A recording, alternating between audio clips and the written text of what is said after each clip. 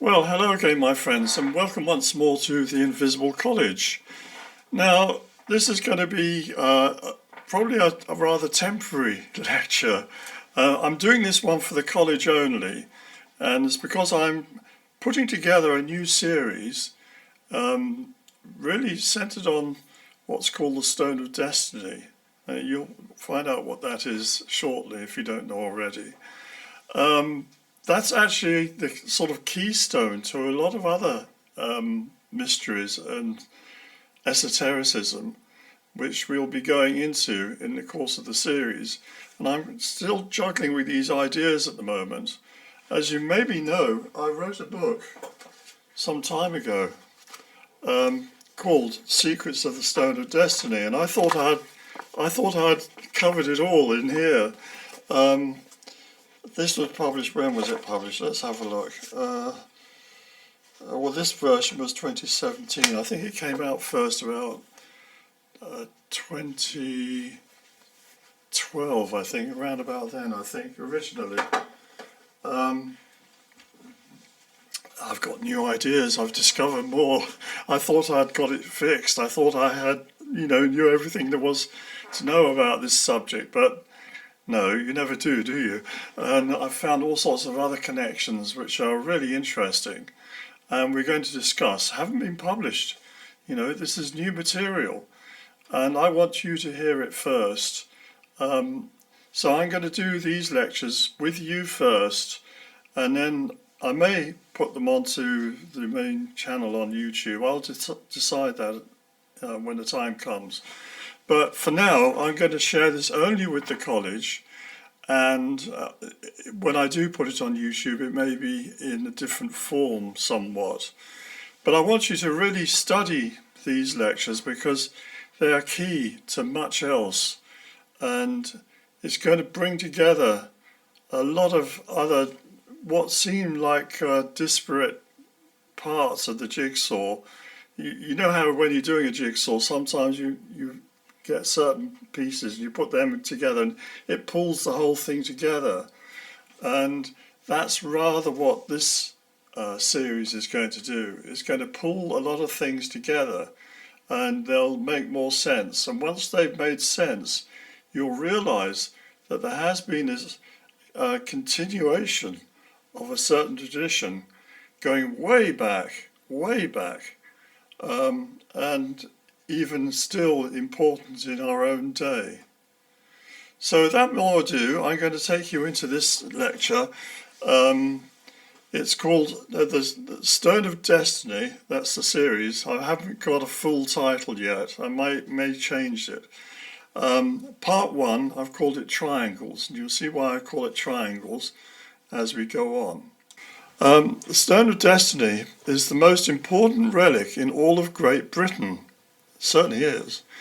Extremely ancient in origins, it has been used in the coronation of nearly all of the kings and queens of England since 1297, and after 1603 of the United Kingdom. You realise that 1603 is when James I came onto the throne of Great Britain, and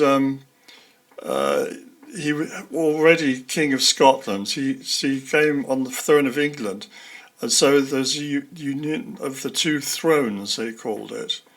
And that's not the same as the full United Kingdom, which came about in, I think it's 1707, about a century later, at the time of George I, when the two countries united properly. But even before that, there was a union of the two thrones under the monarch. So Scotland had an independent existence. Yeah, so Scotland had an independent existence. England had an independent existence. They had their own laws, their own churches, their own customs, their own education system, all of that. Their own parliaments, but they had the union, the same king was king of both. A bit like, I suppose, somewhere like Canada is now. Canada is an entirely independent country from Great Britain, but it has the same monarch. Same with Australia. King Charles III is King of Australia, he's King of Canada, King of New Zealand, and a number of other countries in the Commonwealth he's King of. So they're not fully united, but the United Kingdom in 1707 brought together the Scotland and England into a full union, whereby the Scots gave up their parliament at that point, but they still carried on with their own religion or church, we should say, their own school system, many other things. Their own legal system was still different from England. It still is. So there were many differences, but also a union, and the Scots came to sit in the English Parliament. It had been the English Parliament, now the United Kingdom Parliament.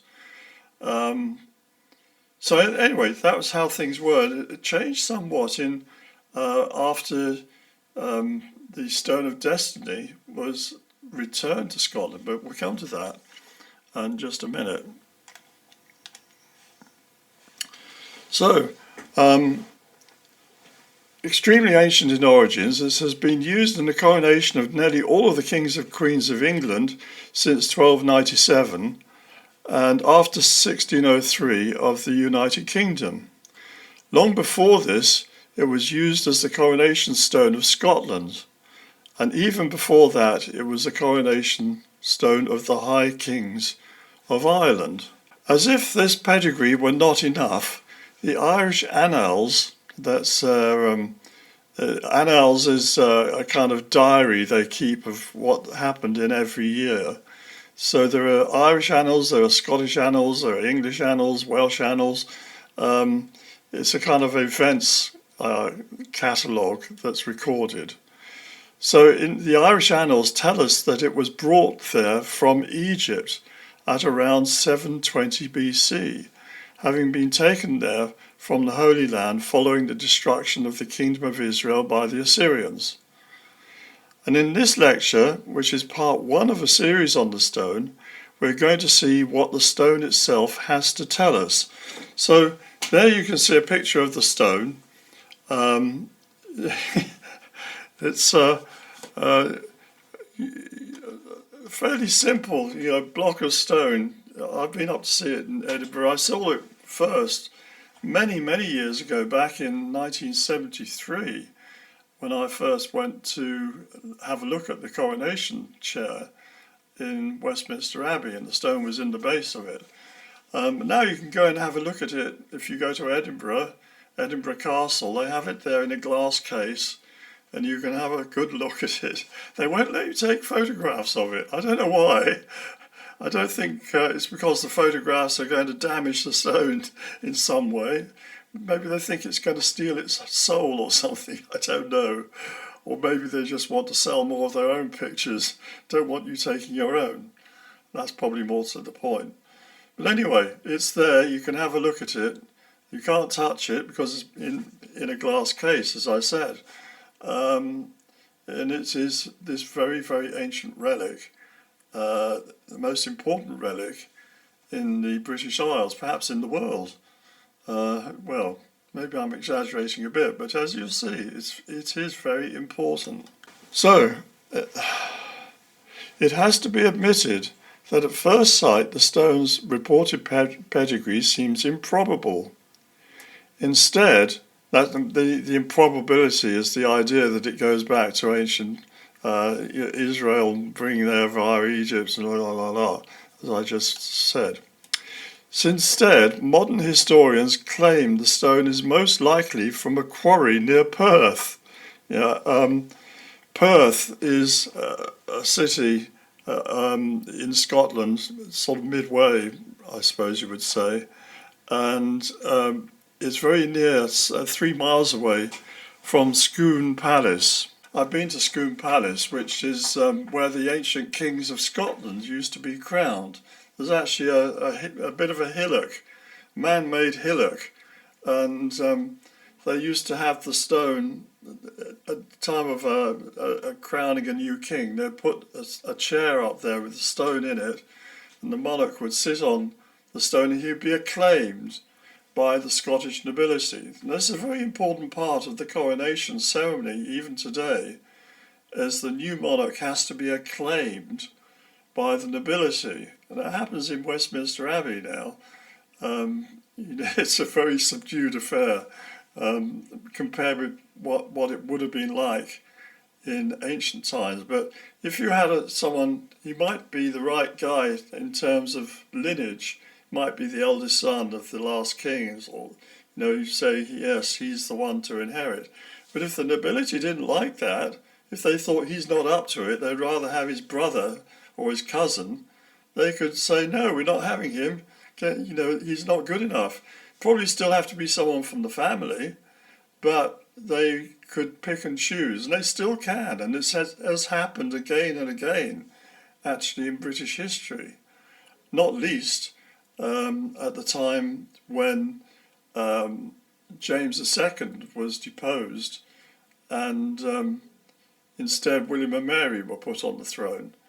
And again, when George I was brought in to become king, you've heard of the old pretender and the young pretender, these Scottish princes from the older house of Stuart, who by lineage from James II, they could make a claim that they should be King of Scotland, and probably England as well.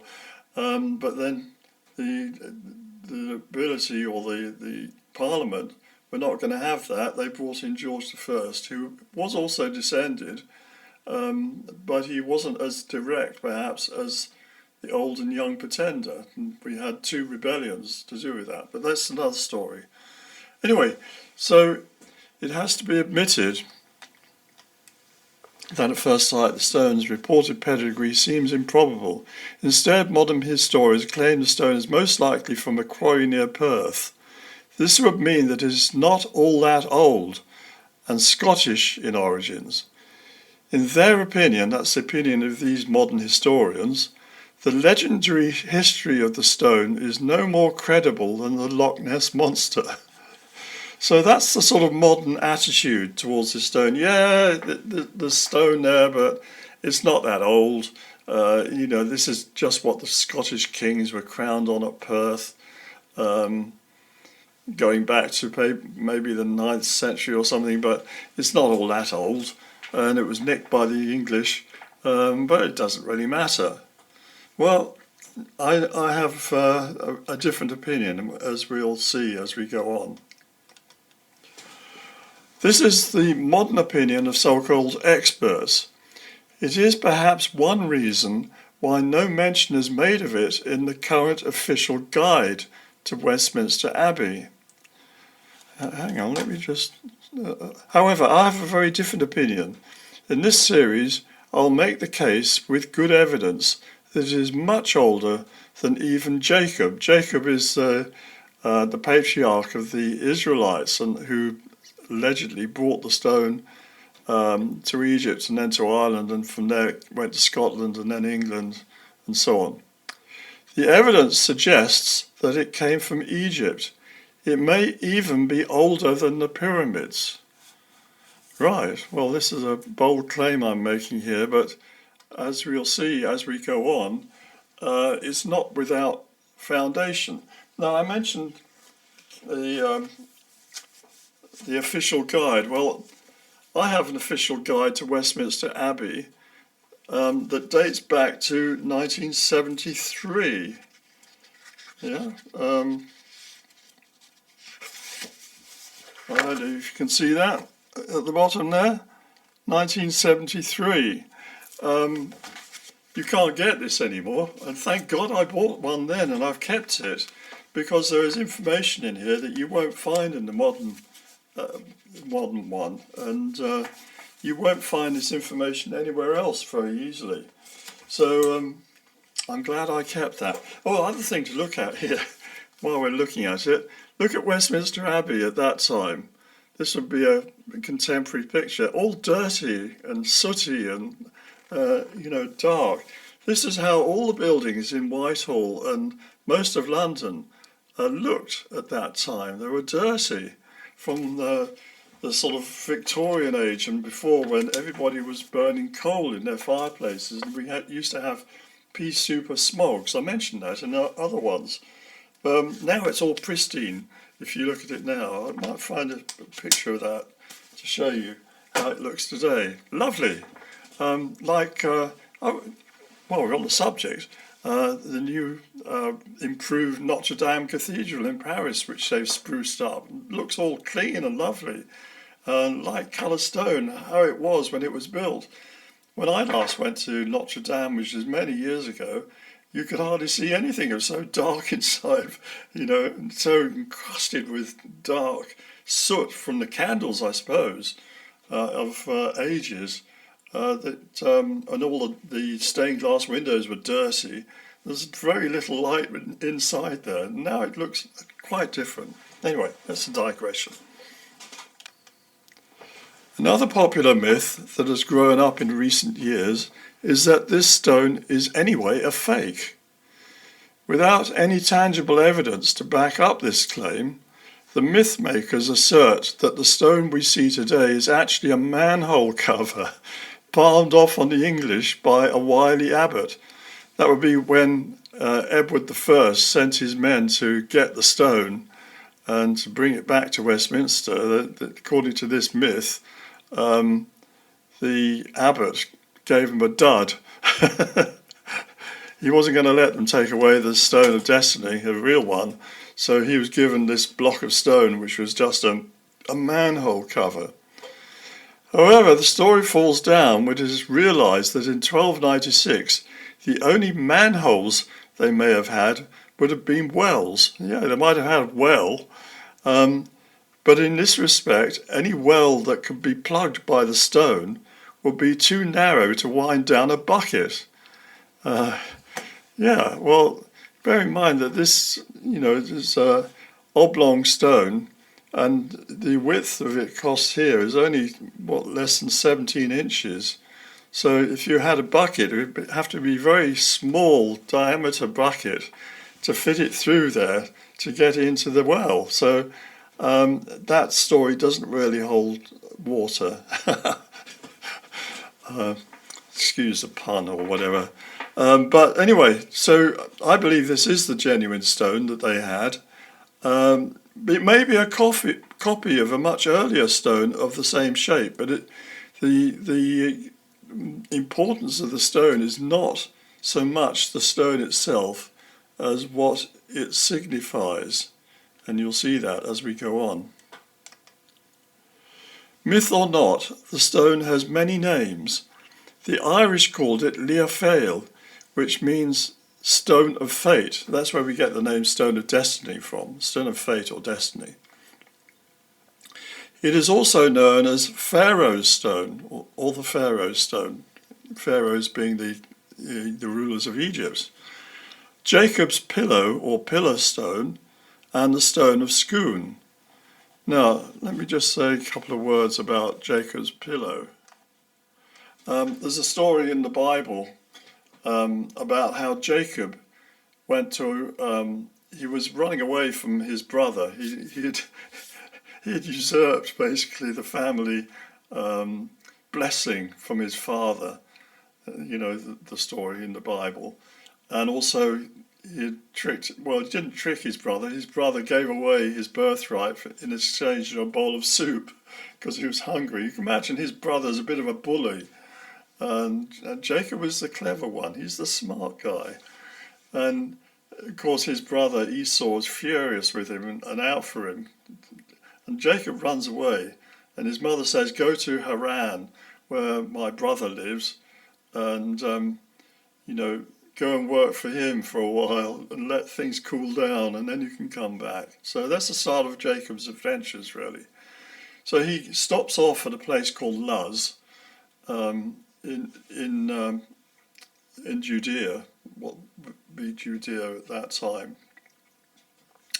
And it's night time, he goes to bed. He's on his own, and he finds a big rock, and he uses that as a pillow, and he goes to sleep, and he has a dream. He sees angels going up and down a ladder, and at the top of the ladder is God. And God speaks to him and makes various prophecies to him and says he's going to look after him and the people who come after him, his sons and sons and sons, and going down the generations, they'll be multiplied and they'll rule over many lands and have great blessings on them. They're going to rule over the land where he is. So he has this extraordinary dream. And when he wakes up, he says, "Oh, that was weird. This is a terrible place or a frightening place," or something like that. And he lifts up the stone and he pours oil on it. This is the next morning to consecrate it to God, and he makes a promise that he'll do as he's told, and he'll give a tenth of his income to God or good works. In exchange for being looked after by him as God of his father and his father's father. So that happens at this place, and he renames it Bethel. And Bethel means the house of God. So this stone that he raised up, some people believe that the stone of destiny is that stone. I've got reasons I don't think it actually is, but we'll come to that in a later lecture. It's much older than that. Anyway, so that's the story of Jacob. So it may seem surprising to some, but all of these names do have significance. In this series, we'll be looking into their provenance, and I will present a novel thesis that explains how each of these alternatives came about. I'm in no doubt that this stone, or one very like it, is genuine and indeed very ancient. And you'll see why I say that.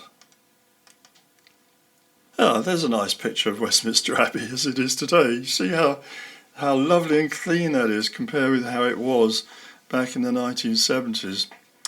So from 1296 till 1996, i.e. for 700 years, the stone was kept in Westminster Abbey, which you can see there. This church, which prior to the Reformation was a monastery, was founded by St. Edward the Confessor. He was a king of England, and he died in 1066. So he was actually the last but one of the Anglo-Saxon kings of England. And England had gone through a bit of a tortured time even before him. It had been taken over by the kings of Denmark, and it had actually been part of the Danish Empire of King Knut, or Canute as we call him in England, but in Denmark they call him Knut, C-N-U-T. And Knut ruled over not only Denmark and England but also Norway, and he was a very powerful figure. And after him came one called Canute, and then eventually it came back into the throne came back to the nobility or the royal family of Wessex, who had ruled it before. And Edward the Confessor was the sort of last of his lineage. He did actually have, I think there were he had great nephew and niece who were in Poland at the time when he died. So they were kind of out of the picture. So there was a big dispute then over the throne and who was going to rule it, because he didn't have any children. So anyway, Edward had no direct heirs, and so the succession was disputed. It passed to his brother-in-law, Harold Godwinson. Though crowned as Harold II, he had no blood claim to the throne. So we had this King Harold Godwinson. He was the Earl of Wessex and the most powerful noble in the country at the time. And his father, Godwin, had also been an incredible, powerful figure in the nobility. In many ways, the king, Edward the Confessor, had been a puppet of Harold. And Edward was married to Harold's sister. I think it was almost a forced marriage, actually. Although, no, perhaps not. But Edward refused to have children. He refused to sleep with her. Some people speculate that maybe he was batting for the other side, shall we say. But he was a celibate. He was saintly. He should have been a monk, really, a priest.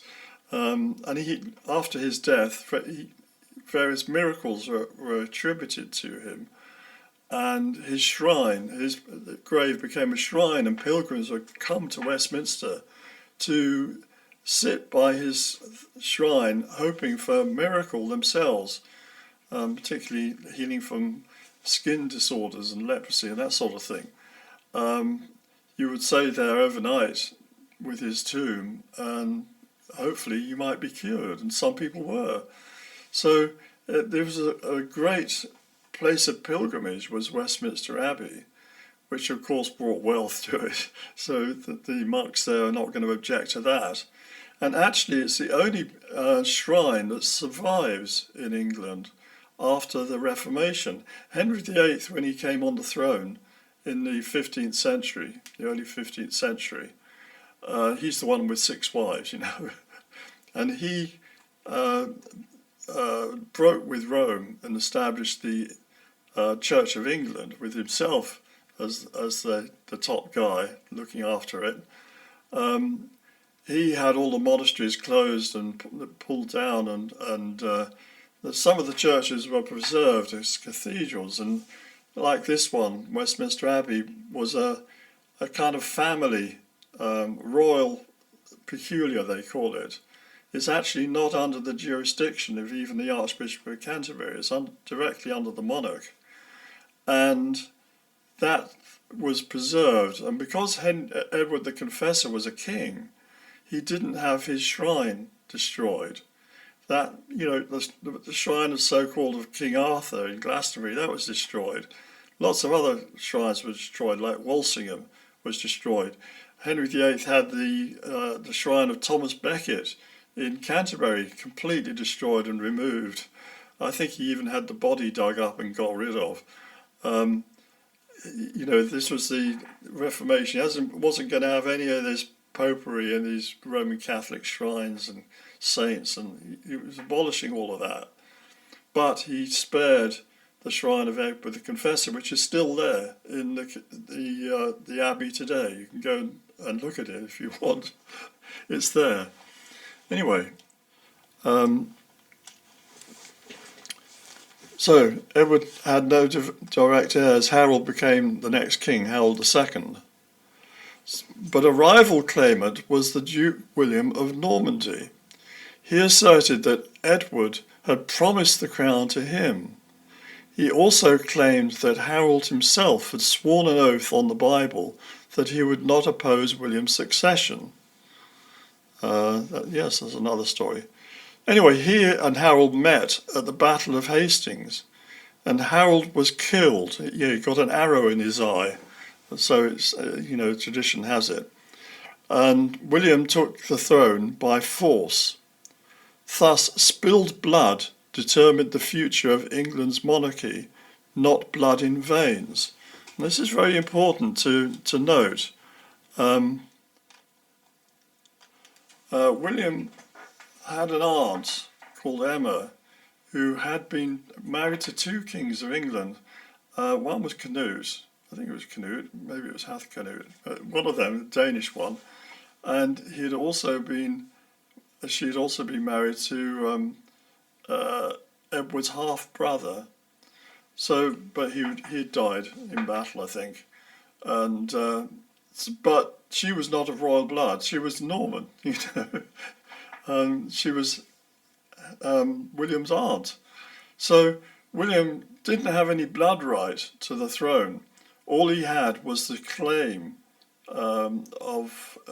his claim that the throne would be promised to him by Edward the Confessor, and that Harold had sworn an oath.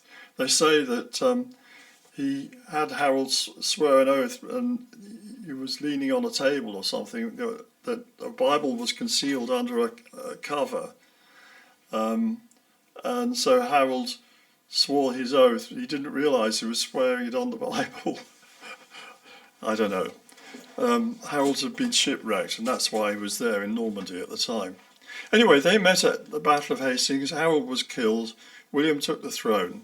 So it was spilled blood that determined the future of England. Harold spilled blood, and the blood of the nobility of England at the time.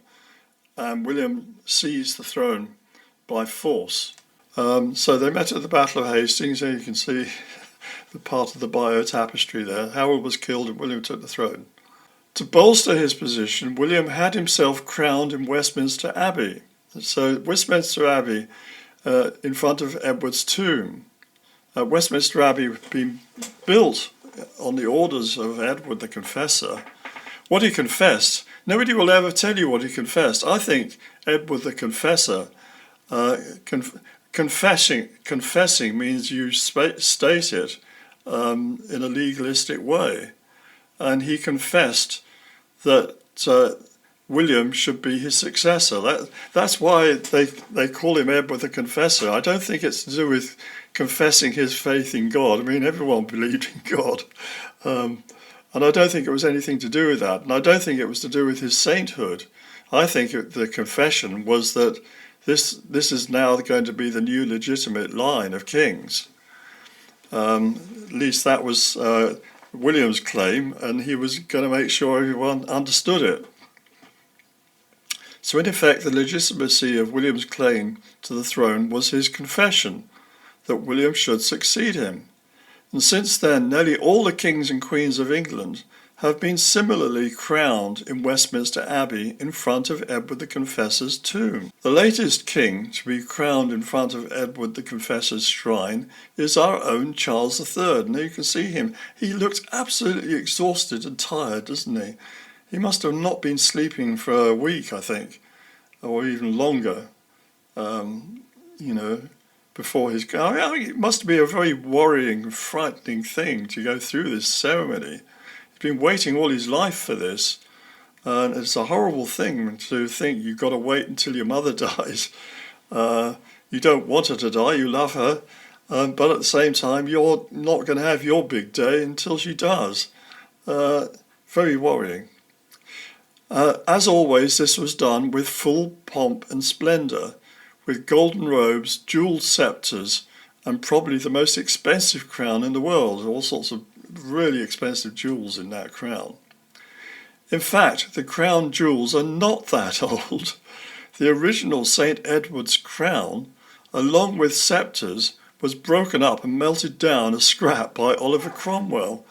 We had the revolution in England in the 1640s, and the king then, Charles I, was beheaded on the orders of the parliamentarians led by Oliver Cromwell.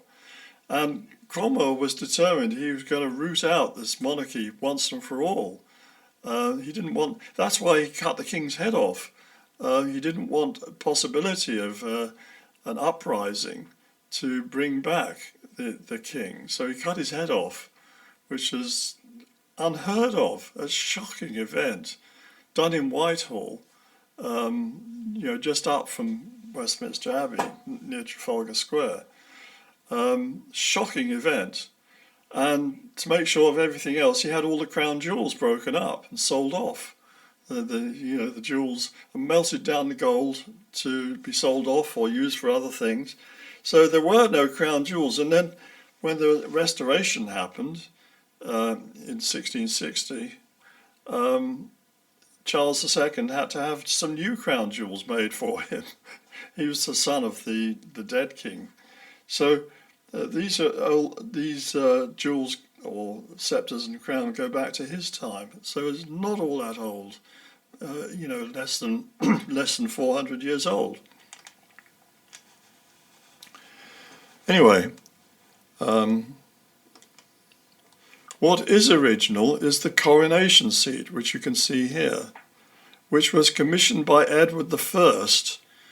Edward I was one of our most powerful kings.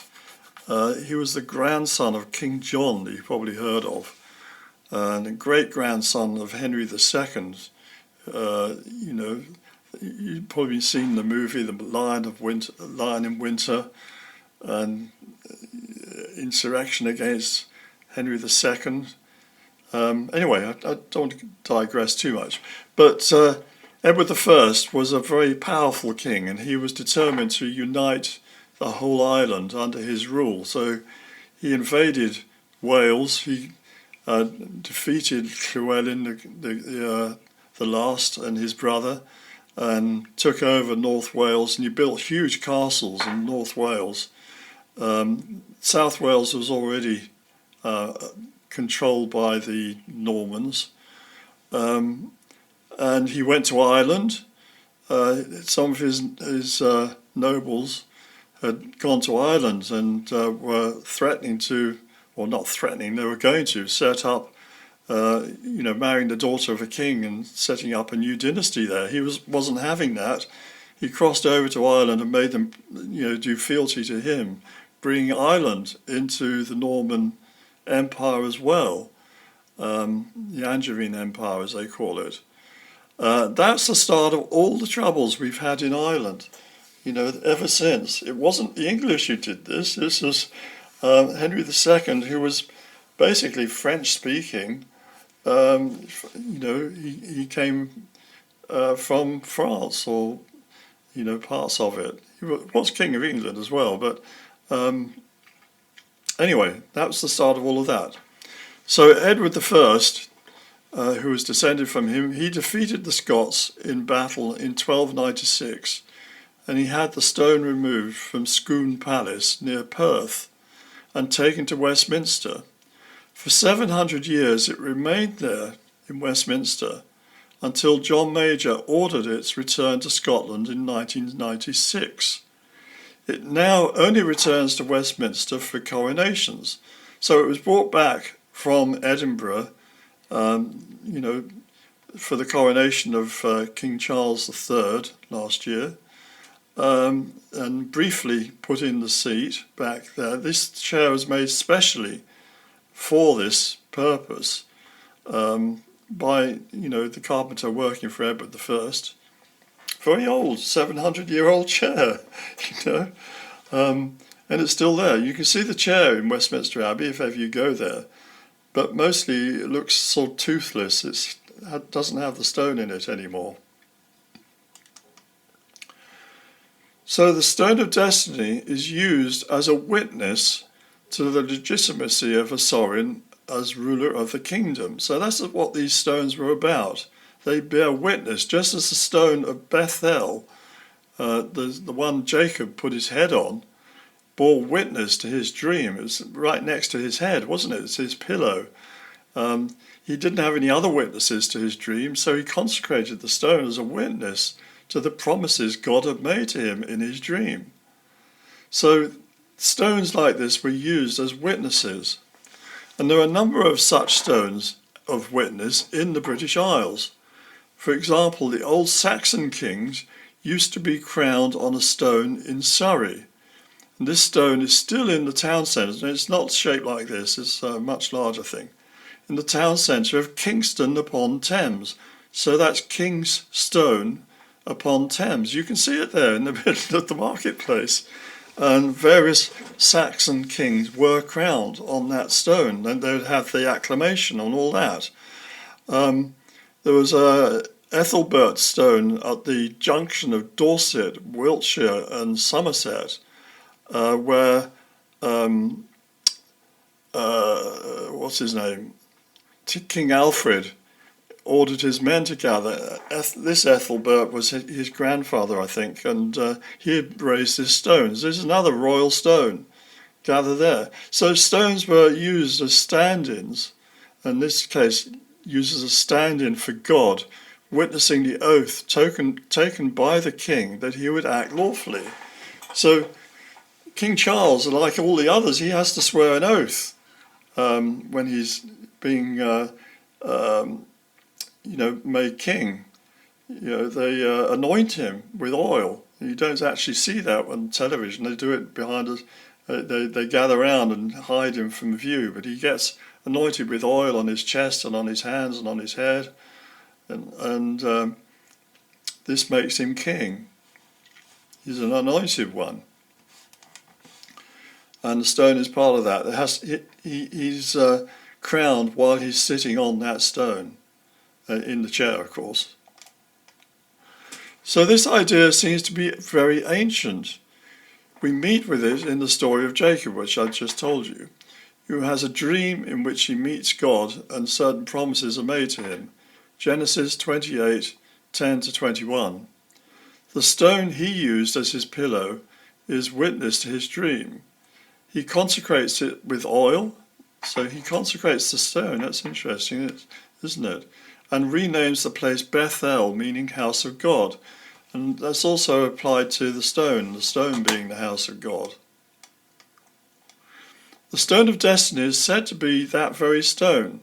However, I suspect that the provenance of the stone is actually rather different. For reasons I will explain in detail later, I am of the opinion that this stone, or one like it, comes from Egypt and was taken out of there by the Israelites at the time of the Exodus. Now I'll cover that in a later lecture in this series. And the clues to this are in the stone's dimensions, and we'll say a little bit about that now. So I first saw this coronation seat along with the stone on a visit to the Abbey in 1973. This is when I bought this official guide, and I just showed you that. You know, again, the blackness, the dirty Abbey at the time. And you also saw how it's not like that anymore. And this is fortunate, as it contains a lot of information about both the chair and the Stone of Destiny. You won't find this in more modern guides.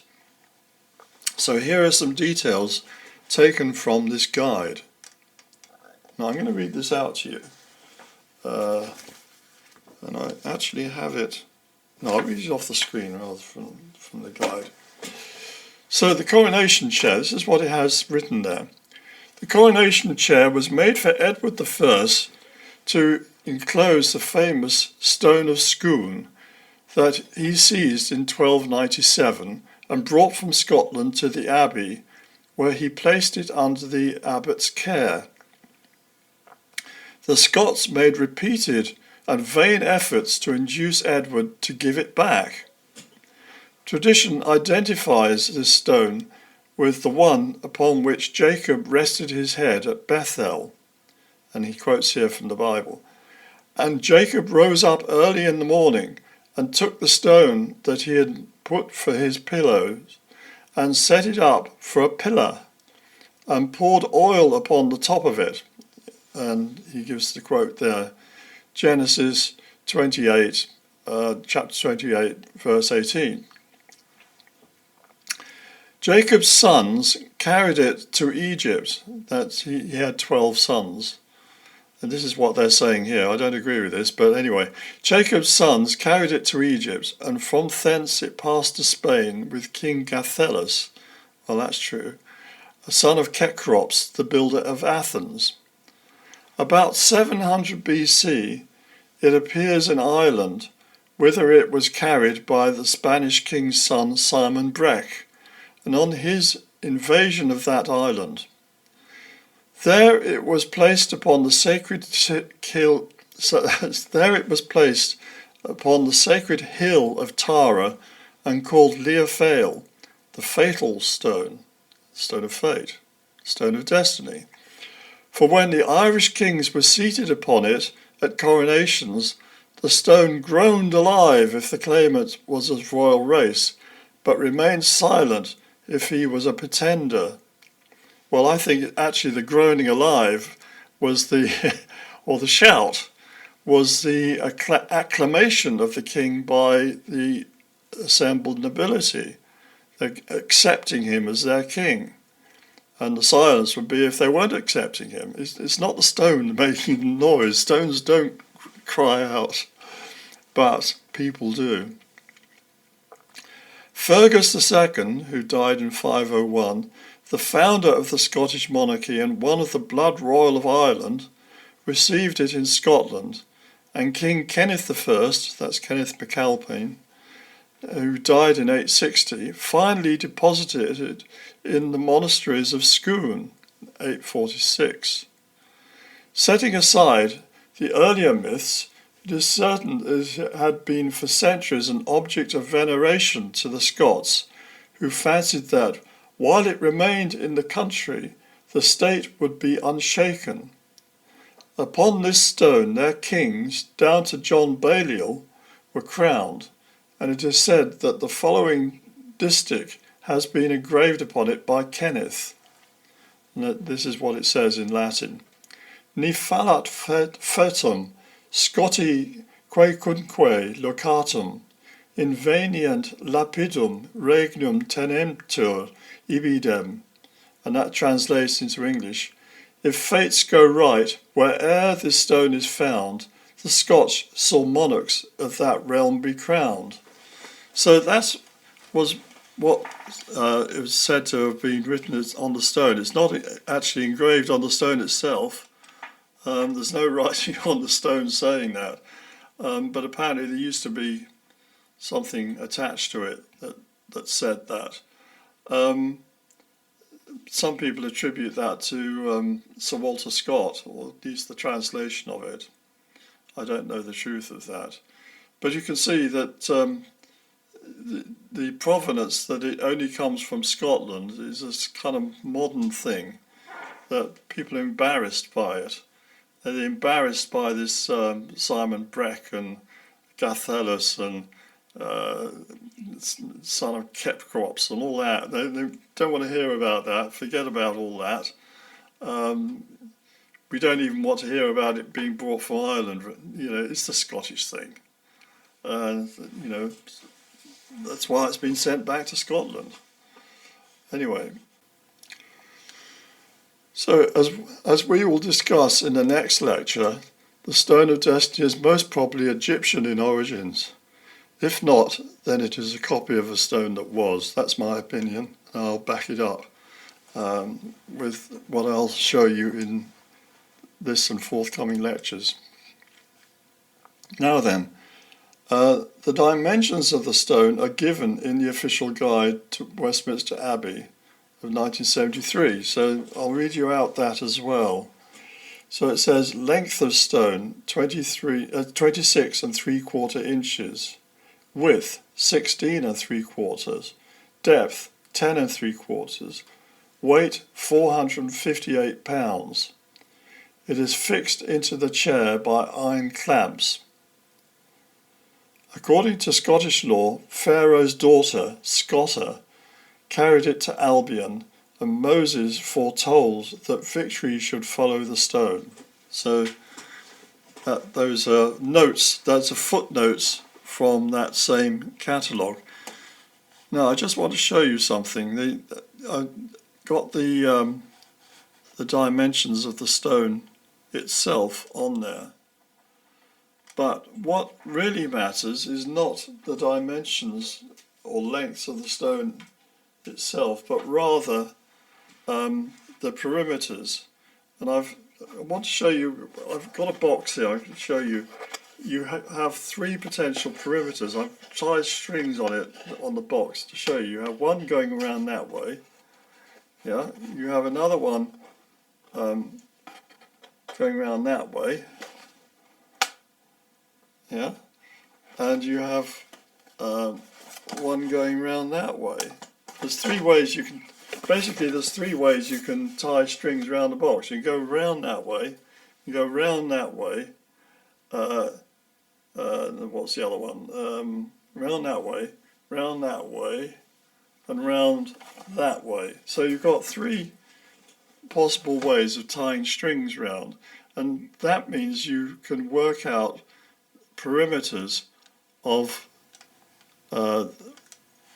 this stone or a block or whatever it is, the box in that my example case. So we're going to look into that. When those measures are much more important than the actual measures. So the dimensions of the stone appear to be in measures of half an Egyptian royal cubit. So we got the depth of it there, 10.75 inches is very near to 21 inches divided by 2, 10.5. And 16.75 is about 1.5 times 10.75 inches. And 26.75 is about 2.5 times 10.75 inches. I say about because the stone is a bit worn. It's pretty old. Probably varies a bit depending on where you measure. But you can see what the intention is, that these three perimeters are measured in half cubits, and they're one, well, you'll see, I'll show you here. So, of course, the stone is quite worn today, and also the British inch, although based on the Egyptian, is slightly different. The lengths, however, appear to be 1 to 1.5 to 2.5 units of, that's the lengths, hang on. Units of 10.5 inches. So you can say the depth here is 1 unit. The width that way is 1.5 units, and the width that way is 2.5. So you've got 1, 1.5, 2.5. So this fits with the old riddle, an old English riddle. How many beans make 5? And the answer is 1.5, 2.5, and a whole one. So 1.5, 2.5, and a whole one make 5. So that seems to be, I think, a reference to this stone, a hidden reference. I don't know why they say it's a bean, but how many beans make 5? Yeah, interesting. The Stone of Destiny. You may be asking, why are the measurements in half cubits rather than whole cubits? The answer is given by those iron rings on the sides. The stone has to be portable. They can carry it by those iron rings. You put a pole through the rings and you have enough men, you can carry it. If it were measured in whole cubits, it would be 8 times heavier. So it's not just twice as heavy. You've got twice that way, and twice that way. It's going to be 8 times as heavy. So the catalogue tells us it weighs 458 pounds. So 8 times that would be 3,664 pounds, which would be about 32.7 tons. And you wouldn't want to cart that weight around. I've seen other references to it saying it weighs 300 weight, which would be 336 pounds. Yeah, I think I maybe got that. Maybe it's 3.27 tons. Anyway, it's a lot. It weighs a lot. And you wouldn't want to have weighing 8 times as much. So we can tie loops of string around a block in 3 ways. And I just showed you that. You go round that way, and round that way. So the length that way will be 1 plus 1.5 plus 1.5 plus 1 equals 5. The length that way will be 1.5 plus 2.5 plus 2.5 plus 1.5, which is 8. And the length that way will be 1 plus 2.5 plus 2.5 plus 1, which gives you 7. So you have 3 loops, as it were. Now, hang on, I'll just come back here. This is very important. I need to emphasize it with you. So we've got our block of stone. We've got 3 measurements round it, strings, you could say, or whatever you use to measure it. Round that way, and round that way. So they give us 3 measures. This is what the stone is really about, I think. Put these measures together, you're joined end to end, you get a triangle. And this triangle has certain properties, and that's going to be the subject of a lot of what we're going to talk about in future lectures. It's very important. So we have 3 lengths of string in units of half cubits, 5, 7 and 8 from the perimeters. And if we join these strings together, they generate a triangle with sides 5, 7 and 8. So you can see 5, 7 and 8. It's an irregular triangle. That is not a right angle there. However, I will tell you that this angle here is 60 degrees. How do I know that? Because I worked it out using the cosine rule. And if you've done enough trigonometry, you know what I'm talking about. If you haven't done trigonometry, don't worry about it. It is 60 degrees. So that gives us certain other properties to do with this triangle. Now, in case you think this irregular triangle is arbitrary, we have also the testimony of Julius Caesar to consider. Huh? Why Julius Caesar? Well, I'll tell you. He visited Britain twice. I say visited, he tried to conquer it. He brought over an army.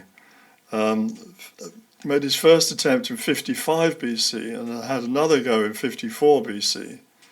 And he had already conquered Gaul and wanted to subjugate Britain too.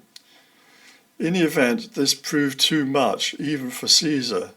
Yeah, he made some gains. He crossed the Thames and he did fight and defeat the army when the Britons weren't as united the second time as the first time. But he knew he couldn't hang on there. There was a very large population in Britain at the time, and he knew that we couldn't easily get reinforcements, across the channel, and he needed to back off. So he quit and withdrew. However, he had recruited some Britons to his entourage, and they gave him useful information. In particular, they described how the island was a triangle land. Ah, that's interesting. Because the Britons, they believed they came from Troy, and they called their capital city, of which we now call London, Trinovantum, which means New Triangle. And that's obviously the New Triangle, the capital of the New Triangle. The New Triangle is Britain itself. Anyway, this is what he writes in his book, and I've got this book. I'll show it to you in a sec. So the island is triangular, with one side facing Gaul. One corner of this side is on the coast of Kent, is the landing place for nearly all the ships from Gaul, and points east. Right, so that's where Dover is, basically. The lower corner points south. Well, that'd be the tip of Cornwall. And the length of this side is about 475 miles. That's what he says. Another side faces west, towards Spain. In this direction is Ireland, which is supposed to be half the size of Britain, and lies at the same distance from it as Gaul. So you've got the island, the other side of the Irish Sea, basically.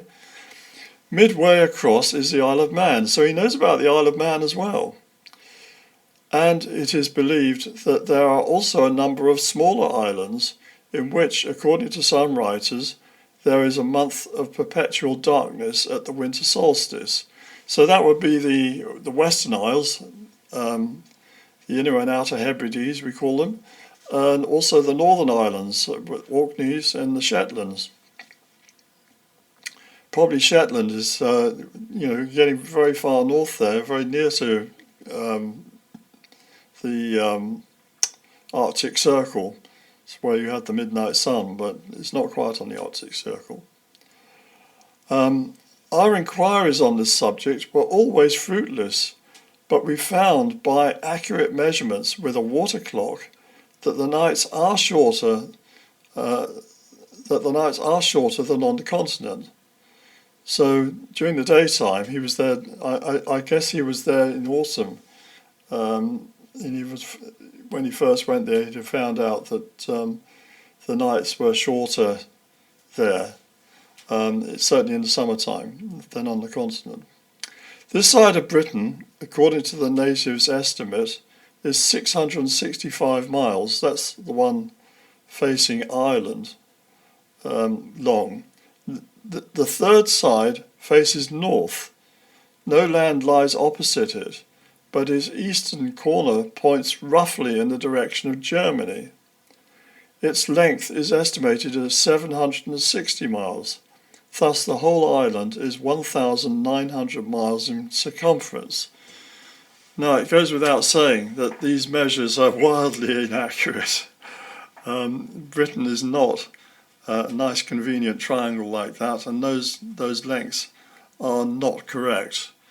But there must be a reason for why he talks in this way, or why the Britons, I presume it's the Britons, would be the Druids most likely, gave him this information. And here we can see here roughly what he's saying. We've got Caesar's symbolic triangle. You've got the south side facing Gaul. You've got this side facing towards Spain. Ireland would be here. And then you've got this side facing vaguely towards Germany, he says. So that's his map. Gives us this triangle. And Caesar obviously received this information from the Druids or perhaps some other learned person. The sides of the triangle are given in miles as 475, 665 and 760. Obviously, to say that Britain is triangular in shape is grossly misleading, and these measures are also in error. However, if we divide each side by 95, then we get something interesting, a triangle with the sides proportionate to 5, 7 and 8. And this is the same triangle as is generated by the stone. So we've now got the stone generating this triangle, and also Caesar's statement in his De Bello Gallica, Conquest of Gaul, when he talks about his invasion of Britain, he gives us a triangle which is the same proportions as the one from the stone. Clearly, Caesar didn't know anything about the Stone of Destiny, which would have been in Ireland at the time of his invasion. So Caesar never went to Ireland. The Romans never invaded Ireland. So Ireland remained, a separate kingdom. The stone was there at the time. It wasn't brought to Britain, I think, until about the 6th century, taken to Scotland. So it does, 6th century AD, that is, not BC. So it does seem that knowledge of this important triangle was also held in Britain at the time. That the Britons should have chosen this rather strange triangle to describe their land must have been for a reason. What was it? And in the next chapter we'll look deeper into the geometry and show how the triangle can be unfolded in a most extraordinary and esoteric way. So that's the end of the slides I have for you today. We're going to go into a whole geometrical system developed from this triangle. Actually, I worked out this geometry initially based on Caesar's description of the triangle of Britain, and I elaborated this, and I wrote about it actually in another book, not that one. Yes, in this book, the New Jerusalem, which has an awful lot of stuff in here. But I wrote about Caesar's triangle of Britain and my analysis of the what he had said, and it actually goes much further than I realised at the time. I've since discovered that this is actually a key piece of information, and it's because I'd already done this work on Caesar's triangle that when I was working on the Stone of Destiny, and working the 1.5, 2.5, and a whole one, and then I started thinking in terms of perimeters, and then I discovered that it gave the same triangle, so that unfolded all of that to me. But I've taken it much further than that now, and we're going to go into that in later lectures here, and you'll see that this triangle, this very special triangle, contains a lot of information. It's like the stone itself is like a seed. Yeah, that's how I like to describe it. It's like a seed. And from it, from its measures, you can unfold the flower, which is the secret teaching within it. And I'll unfold that for you as we progress with this series. But if you can't wait, have a go. Play around with this triangle yourself. If you're a bit geometric, if you're not scared of doing a little bit of geometry and thinking, play around with it, see what you find. It's fascinating. So I'm going to leave that with you there. And as I say, I'll probably redo this lecture or improve it or add to it before I make it public. But I'm sharing this with you now as members of the college because it's very important that we've got to start speeding up what we're doing because there's a lot to cover and time is starting to run out on us. So I wish you well, my friends, and till next time, fare you well.